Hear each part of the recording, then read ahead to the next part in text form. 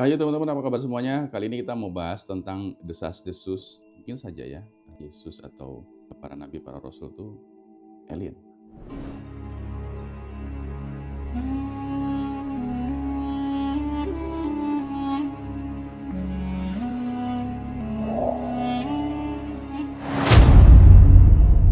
Nah, buat teman-teman semuanya, ada yang pernah nonton podcastnya Deddy Corbuzier nggak? Atau pada saat Habib Jafar itu diceritakan diubah menjadi tampilan Yesus pakai AI ya. Nah, ternyata si Boris Bokir itu bilang katanya mirip banget gitu ya, gitu ya. Dan kalau kita lihat gambar dari Yesus sendiri atau Nabi Isa pada saat rambutnya gondrong itu tampilannya memang keren banget sih memang. Gue jadi inget sebuah desas-desus tentang bangsa Pleiadian.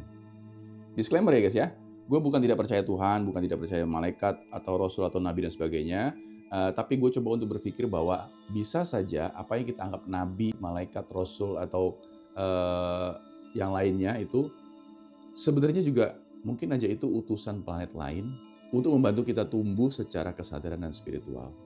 Nah, karena kebetulan memang masa-masa itu kan pola pikir orang itu kan terbatas ya, dan pemahaman tentang perjalanan antar dimensi, antar bintang itu masih awam buat mereka di masa itu kan. Jadi orang-orang di sana itu menggunakan bahasa yang mudah dipahami oleh orang-orang di zaman itu. Contoh, kalau dia bisa terbang dengan alat, dulu disebutnya dia menciptakan pusaka yang memiliki kekuatan atau sihir dan bisa terbang, gitu ya. Dan pemahaman orang di masa itu begitu. Jadi ya udahlah, gampangnya ya gitu aja bahasanya. Nggak mungkin kalau dijelaskan secara detail mengenai teknologi kuantum, mengenai teknologi kayak pesawat, apalagi antar dimensi ya. Di masa itu mungkin orang-orang belum bisa mencernanya, ya kan. Nah, maksud gua dengan kita coba berpikir seperti itu, justru di sini gue semakin berpikir atau semakin merasa Tuhan itu ternyata lebih besar lagi, ya kan? Kuasa Tuhan itu lebih besar lagi, mencakup ke semua semesta dan semua dimensi, nggak hanya cerita yang ada di bumi aja. Nah, sebelum kita lanjut, coba kita cek-cek dulu mukjizatnya Nabi Isa ya. Kayak bisa menyembuhkan orang sakit, kusta, lumpuh, buta, ya kan, menyembuhkan ibu mertua Petrus, lalu mengusir roh jahat, alam dan makanan, lalu membangkitkan orang mati, ya kan. Banyak lagi lah, kurang lebih kayak gitu-gitulah ya. Nah, seorang pendiri dari CEO For Biden Knowledge Inc., Billy Carson, yang terlibat dalam penelitian pengembangan sistem populasi alternatif dan perangkat energi zero point di First Class Space Agency, ketika dia mempelajari topik menarik tentang Anunnaki. Anunnaki adalah sebuah istilah ya, atau sebuah makhluk yang tidak berasal dari bumi lah gitu intinya. Nanti kita akan lanjut ke penjelasan lainnya tentang Anunnaki di beda segmen ya. Billy menemukan kisah kedatangan Anunnaki di bumi sekitar 450.000 tahun yang lalu. Mereka awalnya tidak berinteraksi dengan hominid yang ada, tetapi sekitar 200.000 tahun yang lalu, karena pemberontakan buruh mereka di antara kelompok-kelompok mereka sendiri, mereka secara genetik memodifikasi manusia purba ini untuk menciptakan ras pekerja. Nah, peristiwa ini yang dirinci dalam epos Atrahasis ya, dan teks lainnya, menandai suatu titik penting dalam sejarah manusia. Manipulasi DNA kita oleh Anunnaki mengarah pada penciptaan Homo sapiens yang dirancang untuk memenuhi kebutuhan mereka. Nah, ini kata Billy ya. Nah, masih kata Billy Carson lagi, ketika melihat teks-teks kuno pada kitab Abba, ya, di beberapa gulungan mulai disadari bahwa semuanya tampaknya berasal dari satu lokasi pusat bintang atau pusat langit, yaitu sistem bintang Pleiadian. Nah, di sini tadi kan gue coba bacain teks kuno pada kitab Abba. Ya. Nah, sekarang kita coba cek dulu tentang kitab Abba ini. Arti kata Abba itu apa sih? Ya kan?